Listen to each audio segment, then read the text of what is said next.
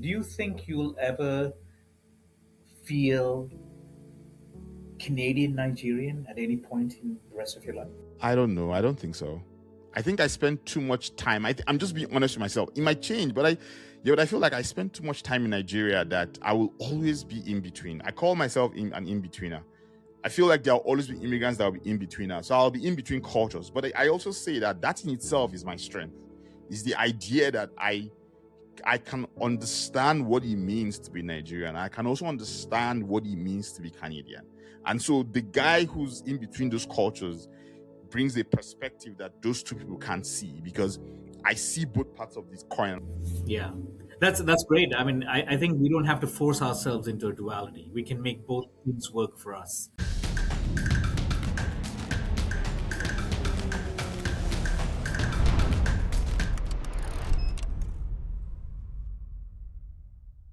Welcome to the Newcomers podcast, everyone, where I explore what it means to be an immigrant with immigrants like myself and folks who work in the immigration sector.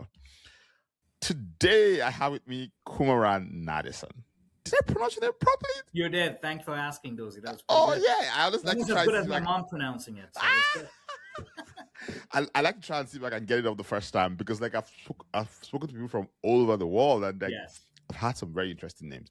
But Kumaran runs 369 Global, a really beautiful business that does a lot of things with culture and all that stuff. But the big conversation here today is about he's launching a new book. And I won't tell you the title because I want you to go look for the title in the show notes. But I think the thesis of his book basically is we come to, if you're an immigrant, you come to Canada and you're ambitious, you're not scared of taking risks and all that stuff. But then we come into a culture that to some extent, sometimes in not everywhere, but in a lot of places, you come across the fact that everyone wants you to be cautious and go for consensus or comfort.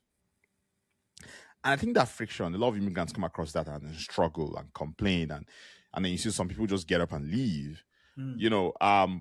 But before we even talk about his book, I want to ask Kumaran. Kumaran worked in the public service for a while and then moved to 369 Global.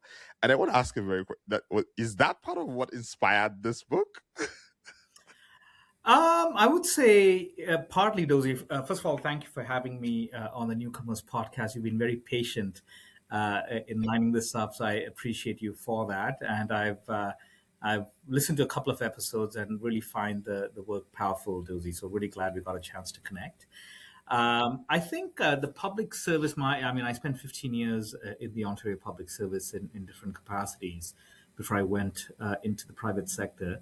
I think part of my experiences in the public service, I would say, probably did some grounding for me in terms of the need to write this book. I think it was out of, to be completely honest with you, out of frustration, and it kind of hit a peak for me when I was, and I write about this in the book actually, when I was on a Team Canada trade mission to a couple of ASEAN countries, and just conversations that I was having with business leaders on the ground, conversations that I was having with fellow delegates, these other Canadian businesses who are on the mission, kind of observing the dynamics. I think it kind of hit a critical point for me in terms of I started having some real questions in terms of how does the world take Canada seriously? Because I wasn't sure if they were. And so that frustration kind of became like the channel for the book, and it became a sort of a cathartic release in terms of like exploring some themes I heard about in the public service, but also what has happened to me in the private sector as well. I think in the public service, one of the things that I heard to tie into the way you started it is, I work in the public service. As I said, there is of course a responsibility to be good stewards of taxpayer monies and so on. But what I've also learned from the public service is sometimes the formal process in terms of how legislation is made or policies designed is not where the real decision happens. It actually, by the time it reaches a committee, like there's already conversations that have happened between senior officials and stakeholders, or between ministers and deputy ministers, people who've really built a relationship over the years. And the role of the public services, I think, to really kind of act as a sounding board, act as a way to test some of the ideas that the minister or the government of the day has, where their ideas are coming through conversations that happen sometimes in very private, exclusive spaces. So what that taught me, which kind of ties into why sometimes newcomers are disenfranchised, is because we're not in those private spaces. We're not at those tables. We're not in those receptions, shall I say, where these conversations are happening. And so, how can you then advocate against a policy when you are not even in the room? You're not even part of the conversation that happened informally that set the wheels in motion. So I think, for me, like, this is the real, like, vantage point that immigrants have, in terms of how do we think about getting into those rooms and getting into those tables, and helping actually identify the need and identify the policy, and then end up shaping the formal process as well. So I would say, that disenfranchisement of perspectives that leads to good policy, I would say, was probably part of, like, what was going on in the background as I saw how government was doing things, and that just culminated. And then I went to the other side of the table, which is the stakeholder table, being in the private sector, and I can see those tensions coming up again. So that ended up, those things kind of converged, and that kind of set some of the tone and themes that I discuss in the book, Dozy. Gosh, and I can actually imagine that. I think that there's something I think about all the time, and it feels like it's a much broader conversation, but like I'll try and niche it down to this, which is very often with the world, it feels like you have two options. One is you can rail against what people are doing. Two is you can accept that this is how the world works, and then say, how do I slowly break that apart and change it to how it either encompasses how I see the world, or I totally scatter it. But it feels like more often than not, the prevailing conversation is always a morality one, which is that, oh, what they're doing is bad and we are victims of it all. And I don't know if that solves anything, I don't know if that helps us get into those rooms. And I wonder, now that you've spent time on both sides, like what do you think of that? I mean, because maybe you talk about it a bit in the book, but like how do you solve that problem? How do we teach immigrants and newcomers to say to themselves that that system works that way because that's how it has been working and that's what those folks know? But if we want to change it, we can't change it by thinking we're the victims, but we need to play a part in adjusting that to our own, to a world that adds us to it. I don't know if that makes sense, but it's just something I struggle with a lot, because the prevailing conversation always is usually a moral conversation, and I feel like that just muddies up everything, and we never move and we don't go anywhere with that. I agree with you, Dozy. I think, I'll begin by saying that there are real and persisting structural inequalities in this country that we can't afford to ignore. We have to name the problem and try and address it. But there is a tipping point that happens, to your point, where if you end up just focusing your efforts, your mindset, your advocacy campaigns, or where you put your money, or soft capital or soft leverage on playing the victim, there's a tipping point where people just tune out. So what I have always encouraged, especially young people of color, whether that's in the Tamil community where I come from, or even other communities that I've done work, is I think we need to fundamentally recognize. I mean, I'm a first generation immigrant and you are as well, so this might resonate for you. No one who is weak or a victim decides to uproot themselves from the countries that they were born in and traverse thousands of miles to set up somewhere else. That is not, no timid person, no weak person, no uncourageous person does that.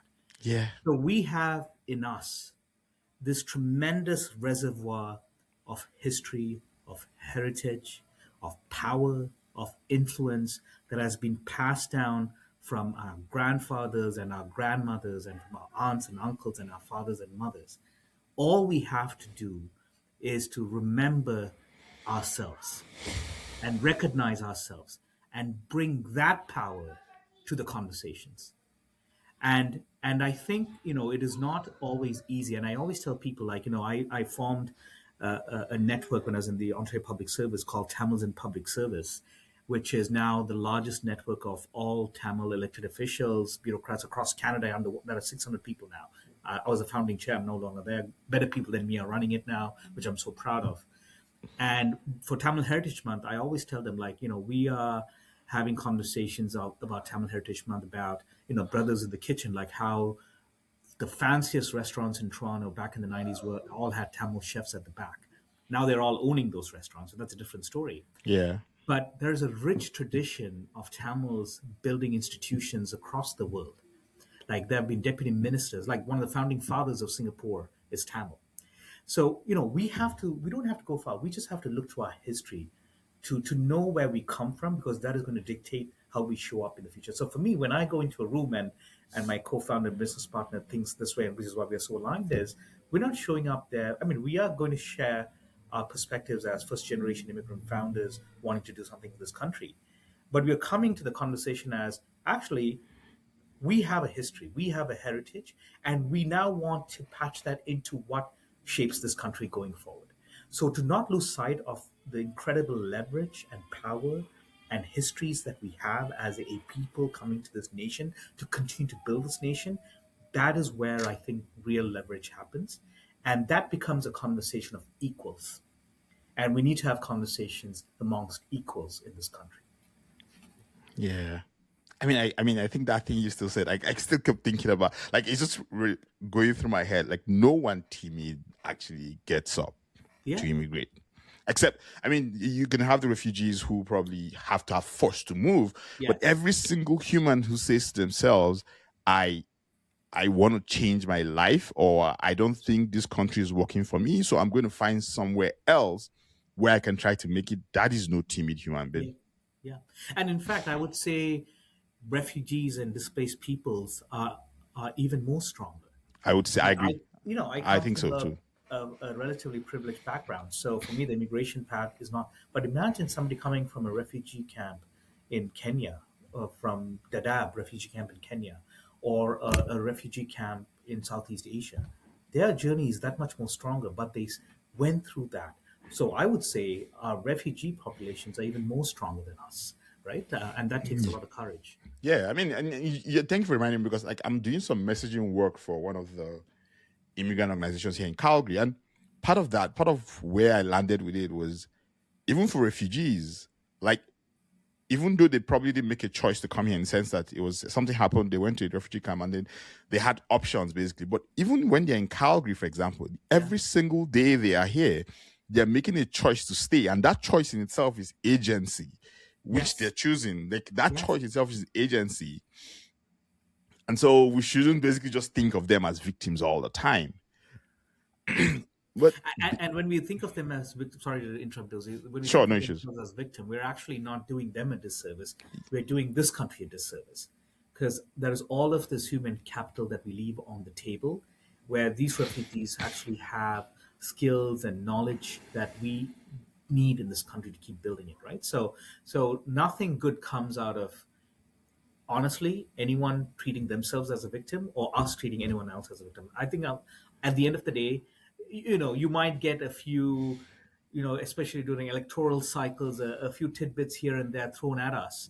But in the long run, nothing good comes out of always and exclusively playing that victim card. And I love this. And there is internal friction here, right? Like, I'm an outsider ultimately, but if you take the example of the Black experience in Canada, like, I think you wrote about this. I was looking this up before the call. I think you wrote about how you felt Yeah, that yeah. you're When at I the just time landed, yeah, calling, but you're not quite there yet, because you yeah, come as a Nigerian Canadian whose yeah, experience of Canada is very different from Black communities that have historically been here for 150 plus yeah, years. Right? So there is victimhood in that for sure, and there is work that needs to be done. But as a Nigerian who comes to Canada, who's got all this great experience, you're like, but that is not my Black experience, right? So I think this is where like that could be potential friction, but that could also be great opportunities for a renewal of how we reimagine even the Black experience in Canada. Which, again, as an outsider, I can only comment on. yeah. But I think this is where the richness of the conversations I think start to happen, provided, of course, as it happens in many communities, that we don't undercut each other, which institutions and power structures would love us to They do, love right? it. They They would love it. absolutely Oh my love God, when we do that. man, we were British colonies. We know what the deal was. So Sri You know, Lanka I never read, I experienced. read, I read this guy's book. What's his name? Roy Ratnavel. Yeah, And Roy's it's a great friend. Tamil too. Yes. When I read that book, Yeah. all I kept saying to myself was, I just felt like I was reading a history of Nigeria. Like all the Yes. things Yes. that Yes. happened to the Tamils. That's right. I was just like, gosh, because I'm Igbo. And Right. Okay. so this we're like at the rebels, like the way the Yes. Tamils are, where we just were independent minded, we want to Yes. do things our way, and all that kind of stuff. And just all that division and all that those funny games. I was like, God of Nazareth, like this Yeah. is just literally the stories I read about, because my parents saw the war. Yeah. My dad saw the war. So it's not that so far off from me. I was Yes. told those stories. I lost uncles. I mean, I didn't meet them, but I had uncles who passed away during the war. And I see their pictures, and they're just memories. And I'm just like, gosh. Yeah. But I don't want to lose this thought, which is something you mentioned right now, that the Canadian consensus thing, sometimes I wonder if it's part of I don't know. I wonder whether, I don't say it's a problem, because what you just highlighted right now about the need to have those hard conversations about where we take this country to, Yeah. and how we run this country, and how we're a multicultural society. Some people don't like that, and that's okay. Yeah. But the reality is that we're a multicultural society, and we need to have the hard conversation about what that means for the kind of country we want to be. But it just feels like we're doing two things. It's either we are seeking consensus and like, oh, let's not upset the apple cart, or people are complaining and just skirting around and then using racism and bigotry to cover, so which is, and it kind of goes back to the thesis of your book again, which is like, we're doing that. And I'm like, immigrants, we all have a part to play in this. Like, we don't have to. Can't we push back and say, hey, let's have those hard conversations about what this country is going to be for us, for our kids who are going to be coming behind, and for everyone together. Yeah. I agree. A couple of things, Dozy, on this. Like, one thing, like the facts are, our population trending data shows us that in the next 10 to 15 years, more than half the country is made up of immigrants or children of immigrants. So I think we should immediately lose this notion that Canada tolerates newcomers. That framing should go out of the door, because this is a country, as it was always, a country built by immigrants on indigenous lands. So, for me, it's like part of this then is to look at what are those facets of the immigrant experience or the newcomer experience that can lend itself to future citizenship and future nation building. And for me, that comes or boils down to two or three things specifically. One is immigrants. I don't know if your parents moved here with you, Dozy, but my parents were professionals. They came, and my mother was a lawyer, my dad was an accountant, and so my mother especially was no shrinking violet. But this country told her like she can't practice law and she has got to do other things, and so she not necessarily became timid, but she closed off a path for herself, and she channeled that ambition onto her children instead, right? And so what I'm saying with that is there is all of this inherent skills and courage and ambition that we need to unlock in order to really capitalize on the human talent that exists within the borders of this country. And that is going to be important to drive what our institutions are telling us now. So, what is the Prime Minister telling us? The Prime Minister is telling us that we need to forge a new path that is not always tied into what happens down south of the border, that there is a role to play for Canada to become a catalytic force in coalescing middle powers in the world, and really see more of Canada in the world. Well, more of the world is sitting within Canada. So, this really goes back into our institutional structures that are saying that the world needs more of Canada and that we need to become a middle power, willing to look at who we have here at home and start plugging the talent here into that conversation. There was a great report that was done a couple of years ago. It was called, I think, the State of Trade report. It was done by the Trade Ministry, the Federal Trade Ministry, and they said, and I forget the exact stats, but it was very stark. It was saying something along the lines of that, where like an immigrant founder can export to 20 countries, a Canadian-born counterpart can export to 5 countries or something to that effect. And why? Because there's a lot of global influence and soft leverage and power that sits within this country. This is why it is so important to tie our international trade strategy, our competitive conversations, our conversations on productivity, foreign relations, all of that, to the diaspora that sit in Canada. I've done work with diaspora on the diaspora side of things for quite some time. This continues to be a missing conversation because the only time the diaspora is brought up is when something bad happens. And that becomes almost an excuse to say that, oh, you know what, don't want to touch diaspora because it's very complicated. But no, for every sensitive thing that happens with the diaspora, there's this huge resource that goes untapped. How do we drive the new Canada agenda forward in the world? So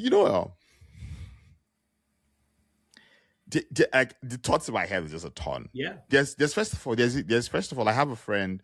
Her episode is coming out soon. She started something called Trade Without Borders, which is literally the idea that we have people here who already have connections to all these countries we want to get into. Why are we not using that? And to layer the other layer to that is, that thing with immigrants where for a lot of us, like I didn't move here with my parents. I moved here as an adult. Now, when you move here as an adult, you're almost locked out of the Canadian friendship sector, especially when with remote work and all. So you have to do doubly hard work to build Canadian friends. Now, which means that more often than not, if you have 10 friends, 8 of them are immigrants. Yeah.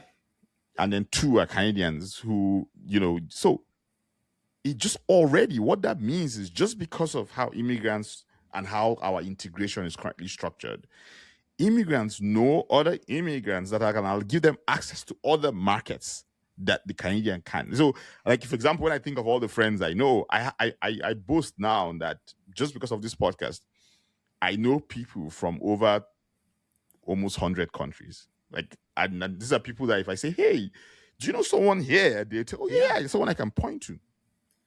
That's the first part of it. The second part of it is the sadder one, which is where you talk about how when we talk about diaspora, we always try to call the bad things they do. And someone calls it the myth of the perfect immigrant, which is we don't give the immigrant or the diaspora the grace we give the locals. And maybe there are reasons why people can justify that, but I see no reason why we should justify that. Because as much as I've seen immigrants overspeed, I've also seen locals overspeed. But why is it that when the immigrant commits a crime, it's, they are bad? But then there are also immigrants who are doing great things. Why? And the immigrant always has to be very great to be known. So they have to be perfect. They have to be good. So it's just like, it feels like those are the two sides of that coin of what you're saying, is then we're always arguing about that nonsense. And which is why I always say to people that I really wish I could talk to IRCC, because what I'll say to them is that the things we need to do to solve for integration in this country are slow, hard things. and we're not doing any of them. Mm. We're not having those conversations because we need to accept the reality of the country we are and then say to ourselves, how do I make sure that when the kids grow up, they see this country as one? Because I always say Canada is the greatest experiment of what it means when human beings from different parts of the world can live together. It is it is the place where we can run the experiment and Yeah. we can succeed if we want to, and we can just get past our inherent biases and needs to survive and greed and the need for being superior. Maybe I'm being naive or utopian by thinking that, but the question is, how do you achieve that reality? Because this is the first time in a country where you have black, colored, white, brown, and all that kids growing together, growing up together, going to school together, and just doing stuff together. And I'm like, that experiment, there hasn't. I'm not sure there's any place in the world that has happened. I'm not sure. No, there's no way in the world that has happened. Yeah, I don't disagree with you, Dozy. I mean, I think, I've always been proud of Canada's multiculturalism until I went to the UAE and I went to Dubai, and that it made Canada look like a provincial backwater, right? Uh, but it is important to understand, though, even in places like that, and I grew up in the Middle East. Um, it still is not, and the UAE is very tolerant. It's very inclusive, but there are structures that are hidden that serve Emiratis better than they serve expats. So every country has that, but I think there is this notion, or like what may have been true in the past, that people are always going to look to Canada to come to. And I don't think I think we should disabuse ourselves of that notion, because we can only do that if we continue to be competitive and to be seen as a viable path for the next generation of talent and peoples and stories to come to our nation, right, to our country. If you read the report that the Institute for Canadian Citizenship released a couple of years ago called the Leaky Bucket, what they're finding is people are not sticking long enough to be citizens because they're frustrated with the process of and the slowness of things. So I think to your question, um, I think there's a lot of work to be done in terms of making sure that we fundamentally address these institutional structures.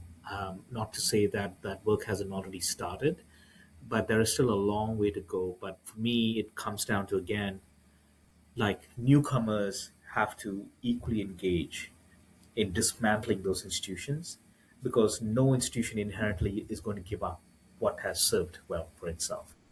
And so we have to have our own agency to be able to do that, and for institutions to recognize that if they want to survive, if they want to make this country more productive and competitive and export oriented, that they have to bring newcomers and immigrants and all kinds of Canadians into that decision making process, into the conversation, and really start leveraging the human capital that exists within our borders. Hmm. Like, what would it look like for these diaspora immigrant networks to start organizing around that sort of ambition, rather than just we need to survive and get on with the system? Because you just feel like that's part of a lot of the work you all do with 369, and that's part of the book. Yeah.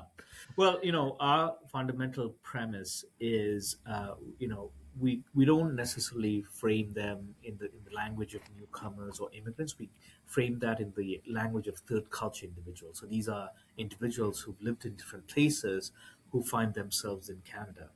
And for us, so it is really looking at what a country of global citizens could look like. And that's the Mm. Canada that we want to build, because our thesis is that in the next 5, 10, if it hasn't already started happening, that all of our major institutions are going to have to be led by people who did not necessarily just grow up in Canada and were exposed to Canadian ways of thinking or Canadian ways of doing business, or civic engagement or politics or whatever it is, but it has to be with people looked at different models, have spent time in different countries, understand how the world operates, and then bring all of that knowledge into that Canadian lens. So this is fundamentally how we are approaching how we build our businesses, and the kinds of things that excite us, and how we want to engage and support. And I think this is how I see the world going as well. Like I think, ironically, like John Stackhouse at RBC wrote a book called Planet Canada that looked at the Canadian diaspora abroad and how well they're doing. I think what my book, in some ways, tries to extend that argument and say, well, one, we need that diaspora to think about coming back home because now they come back with that global thinking back home. But it's also like, how do we then leverage the other diasporas that are sitting in Canada towards Canada's benefit? So I don't know if I answered the question. I kind of went off on a tangent. But um, there's a few thoughts swirling in my head. I don't know if I'm repeating myself or if I'm No, confused. I feel like what you're doing, which is a pretty interesting thing to what you do, is it just kind of shows you've thought about this thesis over and over again because you kind of keep circling back to that core, which is at the core of it all is Yes. how do we take advantage of the folks here? Yeah. That's one. And two, probably, and this is probably more like a question and a thought, is how does that is that network here suited, or are they set up to basically break Canada out of its permission seeking habit? And I know that sounds negative, but it just feels like, or maybe the consensus seeking that is a primary driver in a lot of things we do in Canada. Are immigrants actually uniquely suited to kind of helping us break that or change that approach? Yeah, exactly. Especially because immigrants maybe are not nearly as polite as their Canadian-born counterparts, which I think is a strength and it's not a weakness. But the other side of the coin, though, Dozy, and you and I can talk about this, is, and not to go negative, that's not the point. But the other part of it is, how are newcomers organizing themselves? Are we able to put our own very narrow interests away? Like, you know, again, I don't want, like, fine, I've already picked on the Let's go African there. Let's diaspora. just go there. Let's go there. I've already Because picked I on the have African, so let's go to the thoughts. South Asian diaspora. Like, you know, it's so easy to like lump as South Asians, but the Tamils are different from the Indians. The Indians don't want to have to do anything with the Pakistanis. The Pakistanis don't want.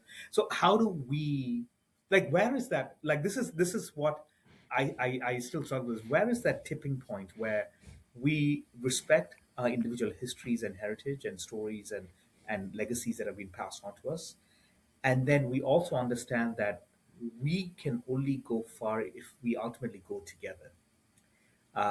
Like, to switch back again to the African diaspora, like I've kind of seen this as kind of an outsider observer. Like the Africa strategy from Canada is a great example. Like the Africa strategy was put out on paper, there isn't any funding attached to it, and I am scratching my head as to how can the African diaspora community put aside other parochial interests that they may have competing within themselves to come together and converge and advocate in a singular way for actual investments to go into Canada's Africa strategy. And where in this conversation does the Caribbean community leaders come in? Like, do they see themselves as part of the African conversation, as part of a larger Black experience, or are they thinking about just the Caribbean community? So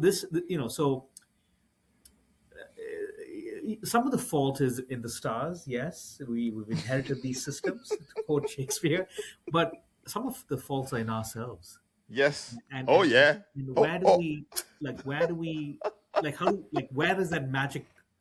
What is that magic bullet? I don't have a neat answer for you today There's on this none. test, There's Dozy. none. There's There is none. not. Yeah. Yeah, there's none. You know, so let me, and I'm going to ramble because this it Yeah, no, feels I like love it. I feel because like the I'm thought, rambling, so join me. yeah, the thoughts, which is there's one, which is James Baldwin used to say, he has this saying that, let me find it for you so that I don't, so that I say it properly because Yeah. it's really interesting. Um, is that style? I'm sure it's something that upset both black people and white people. Yeah, In both he was very good at that. yeah, very But it was polarizing actually a article. human thing where he said that, um, God, where's this thing? Come on.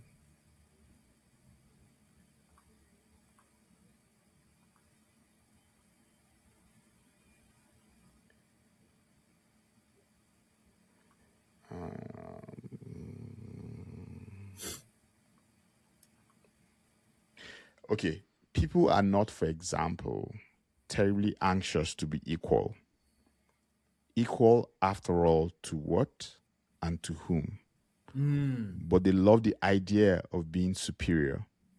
Oh, that's a good That one. quote, I think about that quote a lot because I think that at the core of that quote is the problem with the human condition.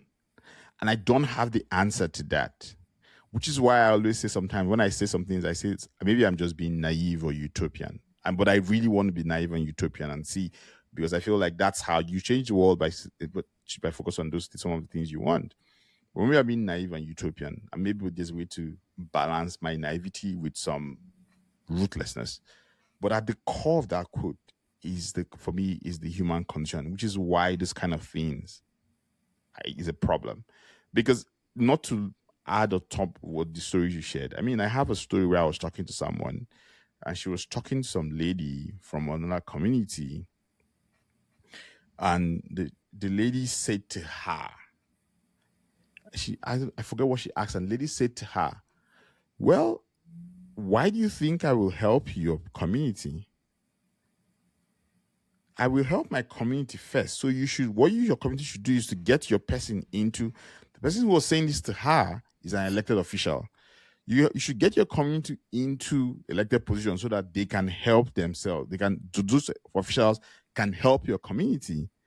And I was like, and so what are we then doing? Are we now just showing up here because all we want to do is get in there so that we can channel resources to ourselves? Or are we saying to ourselves that how do we find a balance between making sure that we break the systemic barriers that our community faces while also uplifting the country? Because in the end, if we all retreat into our tribal distance, then we just balkanize the whole country, and it just becomes, we destroy the very thing that we came here for. And so, like you said, like that is a big problem with the immigrant communities. Everyone is always just kind of fighting themselves. There's already the infighting that happens within the communities. Then there's the infight that happens across the sub communities within the larger community. And it kind of goes back to something I've been thinking about, which is, so what is the way forward? Is the way forward saying to ourselves that we accept that the first gen immigrants don't really integrate, but what we can do is help them see a way in which they and Canada come together as one, and then the children integrate. But that's just a thought, and it probably needs someone smarter than me to think through it and make it a much better thing, or maybe there's nothing there. But that is the only thing I've been thinking about. Is I'm like, so maybe it's utopian to dream that I would come here and ever become fully Canadian, because I lived in Nigeria for 30 years and I moved here, and I've lived here for 5+ years now. And maybe the answer is, how do you make Dozier feel like, how does Dozier feel like the barriers between him as a person of color and Canada's upward mobility are broken apart, but at the same time, Dozier still feels like this place is home. Maybe if you solve that for Dozier, then Dozier's kids are much more Canadian than he ever will be, because they are, like I said to people, my kids are Canadian Nigerians, but I'm Nigerian Canadian.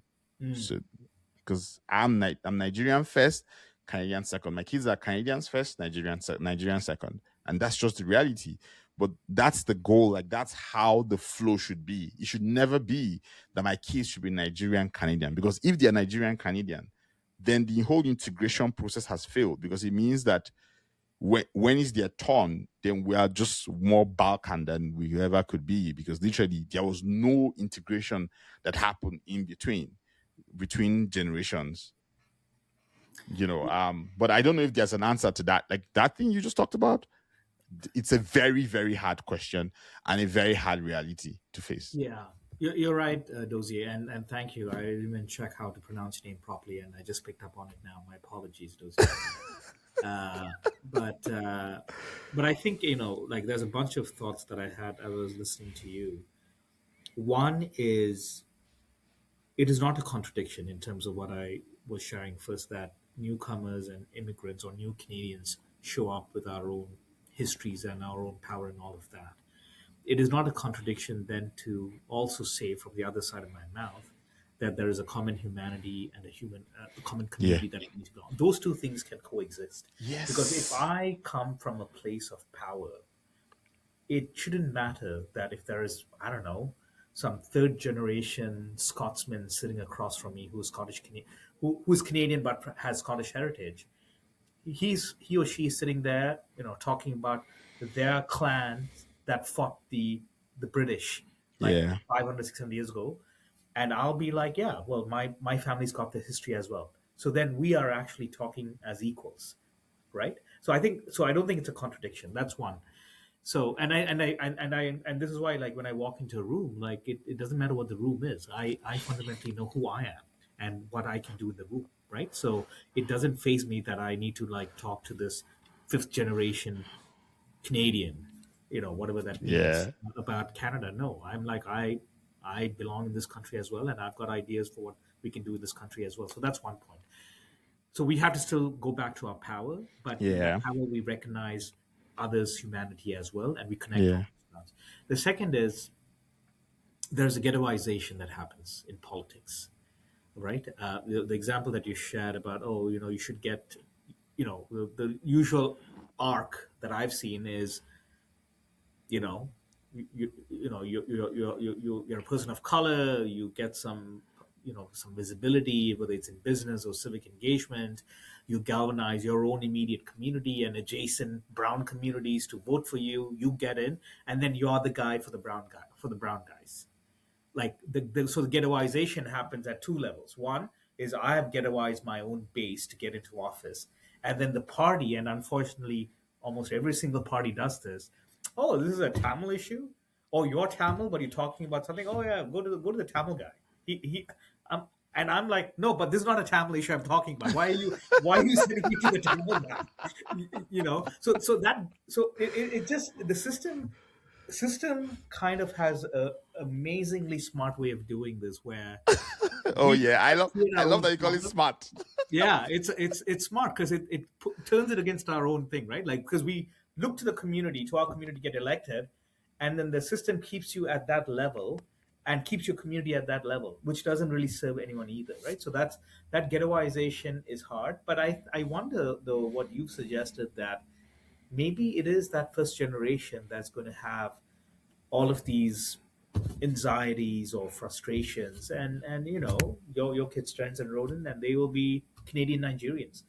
Hopefully they still say Nigerian. I mean knowing Nigerian dads, I'm sure they won't forget. Oh, they would forget that. No, they can't they're like forget they're like that. camel dads. They make sure you don't You forget. can't forget. No, we're Yeah, so alike, honestly. yeah, You can't forget that. I mean, I yeah, don't know, like, and again is again why I say it's utopia, because I've also heard stories of places where somewhere in Vancouver, while I've talked to a ton of people in this country, and the lady was telling me about somewhere in Vancouver where there used to be a mill, and the Italians moved there to work on the mill, and their Italian grandparents there up till today who moved there like can't speak English. All they still speak is Italian. oh wow, yeah, yeah, So they haven't exactly integrated. So because literally they all moved around there because mostly Italians are working on the mill. So yeah, it's like a small Italian community, and so they see no need to learn the language. So literally they're fully integrated within their community,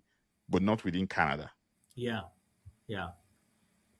Yeah, I mean, I think this is the challenge. I mean, I think at some level there are some. I mean, the work that you're doing with the podcast, Dozier, and the other things that you do, you're not content to just be, just to live out your Nigerian identity in Canada, that you're just visiting. You really want to understand the country. You want to talk to other Canadians, and ultimately find those themes that cut across all kinds of humanity that finds ourselves, in Canada, right? I mean, I think what you're doing is incredible, and I think, you're doing it. It's also informed, like, you were relatively younger than my parents moving to Canada. You had a different kind of education and upbringing.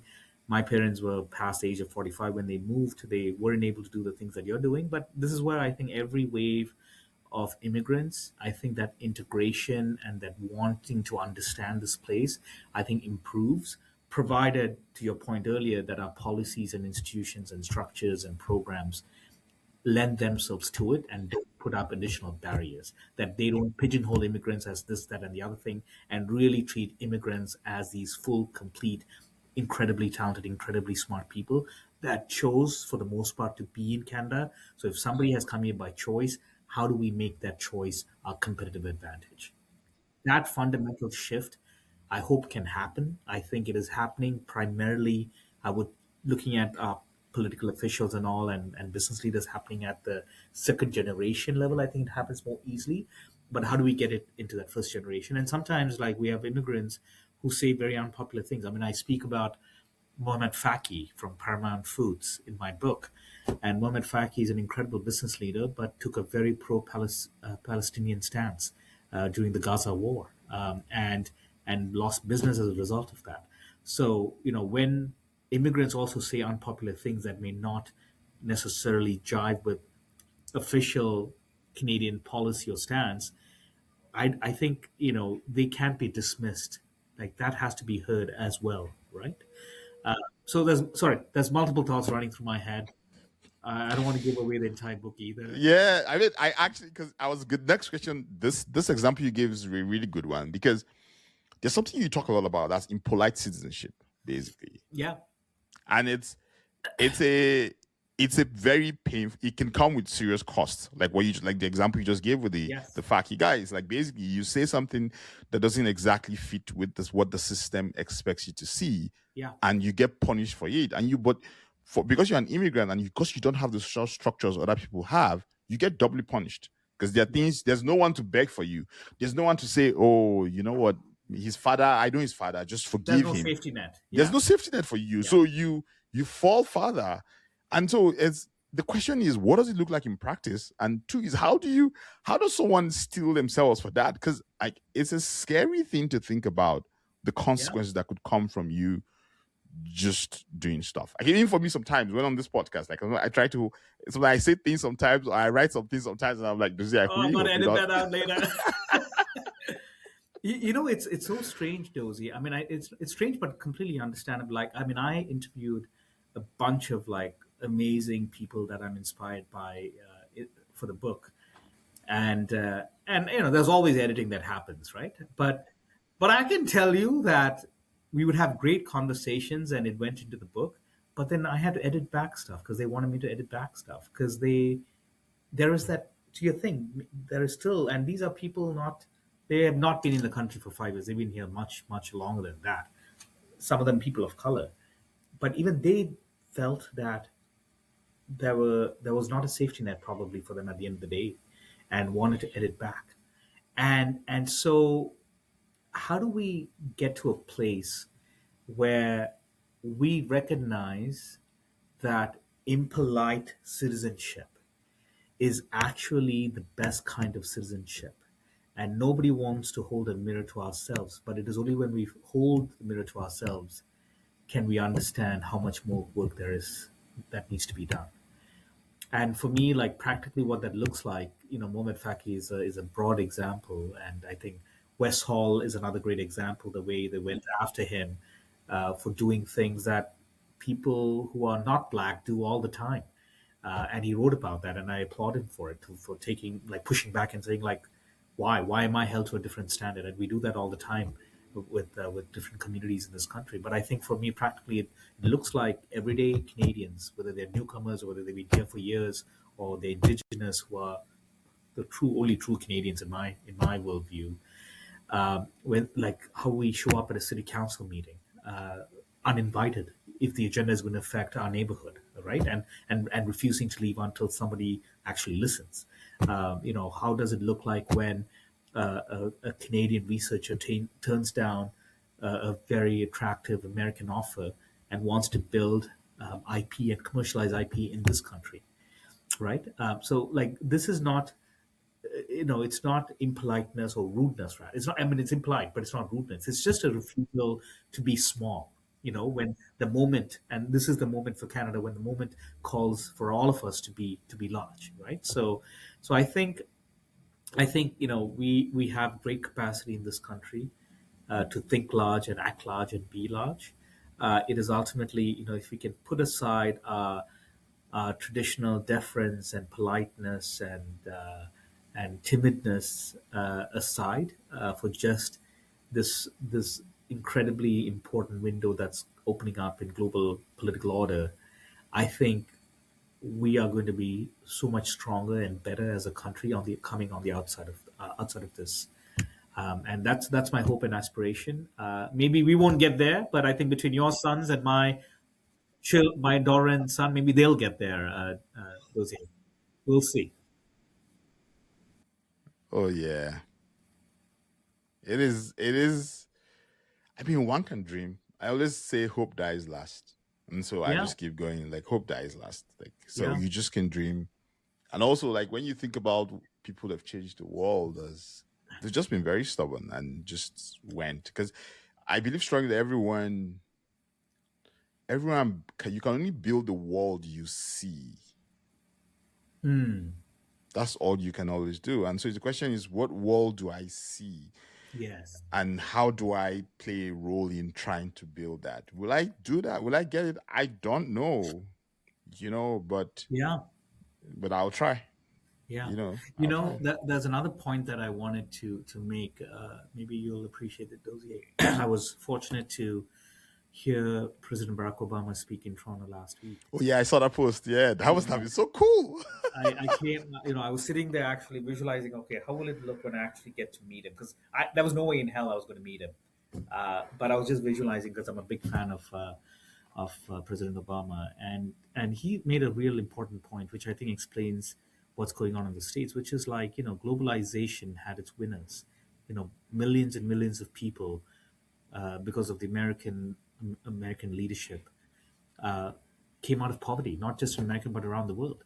But globalization had its losers as well, and it disenfranchised, you know, in many cases, like a generation of white people, primarily from poor economic backgrounds and so on. That kind of explains some of the undercurrents that we see manifesting itself in U.S. politics. So I think this is again. I think you know there are walls that we see and the walls we can't see, and this is where I think when we really come into a room with our own sense of histories and our own place and what we want to do, it also gives us the ability and the empathy and the confidence and the security to actually understand, okay, well, there are other people that don't look anything like me, and in fact might be on the other side of the table, but they're coming at it from a perspective that's informed by, because they were losers in a globalization agenda, right? So then how do I find common ground and common humanity to connect with that person and understand that as I'm advocating for a better Canada, I'm also advocating for you as well. And you may not see it. And in that exchange, I think can come a renewal of, I think, our purpose as Canadians, our identity as Canadians, and our future as Canada. And I sound like a politician, good God, but I think that common humanity. I think we can't lose sight of, and we have to recognize that for every great conversations that we have, there's probably a bunch of other people like Yeah, saying like, "Oh man, these guys, this is their time, and where is has a window for like old white men changed and moved." yeah, Right? But I think that comes from insecurity and fear, and we got to understand that fear undercuts everyone. It really undercuts. yeah. I think it was, what's her name? What's that black lady? Starts with M. She's a black political activist. activities or something. Yeah. Maria something. I don't know, it's Maria or I forget her name, but I'll remember it probably later. But she says something where I saw a video where Yeah. she said that, which is this thing you're talking about, that her father always taught her that the people who were racist to her, she was morally superior to them, because in the end, just being racist actually affects you also as much as it affects me. Yeah. You know, Yeah. and if you can't see that, then it also makes sense why you also think that because it's my time, I would treat you the same way you treated me. Because inherently, inside your soul, that what you all did at some point in the world was bad. And so you're worried that right now, if I'm in the ascendancy and if I'm the one who holds all the power, then I'm going to treat you the way you treated me when I was down. Right. That moral burden is part of what sometimes I think is driving some of what we see. But the question I always say is that, how do we show that it's not exactly going to happen that way? Maybe it will, maybe it won't, but can we make sure it doesn't happen that way? Should we also live that same life others live, because should that be the way the world always goes? Why can't we change the model for once and basically say that things can be done differently? I mean, like, I watched this video of an American president who said, "Oh, Nigerians are naive and stuff." One thing I kept asking was that, why are you calling me naive because I'm not doing things the way you expect things to be done? Yeah. You're calling me naive based off your perspective of who I am. And that's all because of how you see the world. Yeah. But I'm naive because I don't do the things like you. But what if that's not the only way to do stuff? Yeah. Why should I behave like you? Why should I run the world the way you've run the world? Because, I mean, if we think about it, President Barack Obama was right. Capitalism isn't, like, it has serious flaws. I'm reading this book right now. It's called Capitalism, a Graphic Guide. It is depressing to read because literally every single thing we're seeing right now, the folks in there talked about it. They talked about how everything become a spectacle, about how capitalism in itself is nihilistic. And so what it means is that we raise a society where everything has to be an exchange of value. But, so they gave an example of how when you see a rainforest, the question is, we can destroy the rainforest to put a cattle farm there because we can quantify the cattle farm. But the rainforest help with carbon and all those stuff. Yeah. But you can't really quantify that. But capitalism doesn't care because, I now understand why they call people bean counters. Because with capitalism, all they're doing is just counting the beans. Yeah. Because that's all you see. Monetization. Yeah. And I've probably gone off tangent here, but it's just stuff that I think about. I was why I say sometimes I feel like, I can sound naive and utopian, but I'm like, we can build a different world. Yes. It's hard. It's going to be hard. It's not going to be easy, but we can build a very different world. Yes, absolutely. I wanted to ask you a question, Dozie. Do you think you'll ever feel Canadian Nigerian at any point in the rest of your life? I don't know. I don't think so. I think I spend too much time. I'm just being honest with myself. It might change, but I feel like I spend too much time in Nigeria that I will always be in between. I call myself an in-betweener. Yeah. I feel like there'll always be immigrants that will be in-betweeners. So I'll be in between cultures. But I also say that in itself is my strength. Yeah. It's the idea that I can understand what it means to be Nigerian. I can also understand what it means to be Canadian. And so the guy who's in between those cultures brings a perspective that those two people can't see, because I see both parts of this coin and I'm like, there are things about Nigeria I don't like. Yeah. That's great. I mean, I think we don't have to force ourselves into a duality. We can make things work for us. I mean, I felt the same as well. I was going through a very difficult period in my life, probably about 20 years ago, 15 years ago, and I sort of packed up everything and I left, and I backpacked through like 20 countries that year, including many parts of Africa. And ironically, that trip is probably the first time I felt like, oh shit, you know what? I'm actually Canadian, and I'm proud to be Canadian. It's almost like absence makes the heart grow fonder. It's when I left Canada that I truly came to appreciate that, despite our imperfections, despite the structural issues, that this is still a place that, my parents decided to come. And we could have gone to a couple other places, but they picked this. So there is a ancient wisdom that comes from our parents that we can't always quantify. And this, I know, is the place that, despite my ongoing criticism, which I don't think I'll stop anytime, it is still the place that, yeah, please, this is still the place that I will call myself home. I mean, I love to travel. I'm blessed to travel. It's a privilege, but I'm so happy whenever I come back and land. Then I see the really bad infrastructure, and I'm like, oh God, I just came from Singapore. Like, where are we? But it's still home, man. It's still home. My mother, who left Sri Lanka probably in her 40s, loves to go, but she's always excited to come back because she's so used to a creature. My late mother, she's no longer with us. Thank you. But she loves her creature comforts, and she loves like her double doubles and all of these Canadian stereotypes. The human mind is a very finicky thing. But that's good. That's interesting. But like you said, we don't have to be stuck with having to choose. We can actually get the best of both, and I think that is when we get the best of both. I think that's what makes this country even greater. Yeah, yeah, yeah. So now let me ask you my book of questions. We're rounding up. Oh, yeah. Thank you so Great. much. Okay. So there Thank you. one, yeah, there one Okay, to two. I know the number. It's number 9. So I'm raised Hindu. So we have 2 numbers that guide our destinies. Oh, nice. This number, and I can give you what your numbers are too, if you like. Oh, please tell me. Tell me. What's your date of birth? I'll tell you 4th of December. 4th of December. What's the year? Are you allowed to say 1983? 1983. Actually, I can say that, of course. 1983. So your first number is number 4. Okay. And your second number is so 4th of December 1983. Yeah. Let's see what your second number is. Just need to do my math on my calculator, which was frozen right now. Jesus. Well, I can't find my calculator. But I'll ping you after this. Okay, please do. I want to know. Yeah.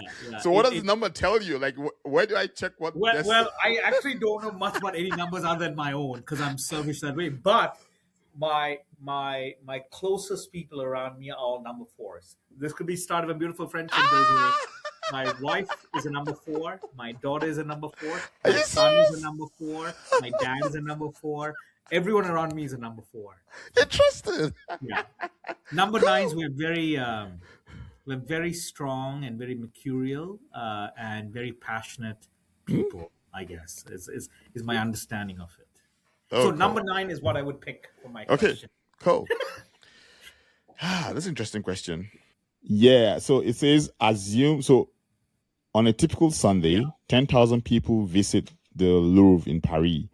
If a wicked sorcerer threatened to vaporize all the museum's visitors or all of its art, sparing one or the other based on your plea, which would you save? Assume that if you don't pick any, the sorcerer will obliterate both. Oh, it's so easy. I'll pick people every single time.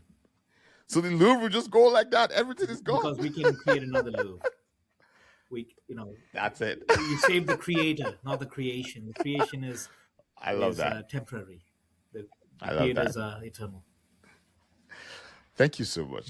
Thank you so much, brother. Like, this has been absolutely. I feel like we just had a conversation. Exactly. That's the idea. That's really great. Thank you so much for making me feel welcome.